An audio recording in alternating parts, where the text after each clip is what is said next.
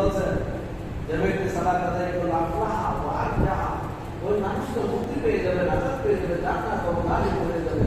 আল্লাহ তুমি কবুল করো, আলহামদুলিল্লাহ।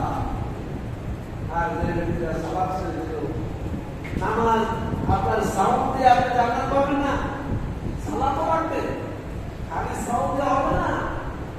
আর সাউন্ডই ওয়ালা জুজিবি অনেক গুরুত্বপূর্ণ আপনি বিশ্বনবী বলেছেন বিসসালিমের মারাতা তারাহাতুল ইনদা বিলহি ওয়া বারাকাতুল ইনদা লিকায়ে রাব্বি।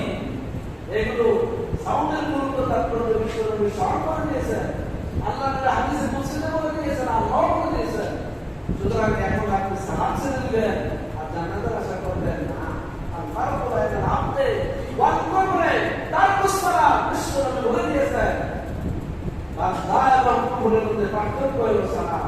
যে ব্যক্তি সালাত আদায় করলো সে আল্লাহর বান্দা হিসেবে পরিগণিত হলো, সে মুমিন হিসেবে নিজেকে পরিচালনা করতে পারলো।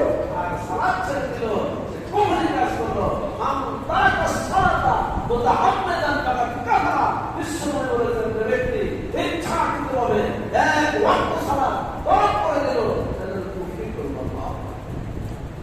তাইনা এই কথাগুলো নরম কথা না, এই কথাগুলো কঠিন কথা। এ হচ্ছে বিশ্বনবী জনাব মুহাম্মদ রাসূলুল্লাহ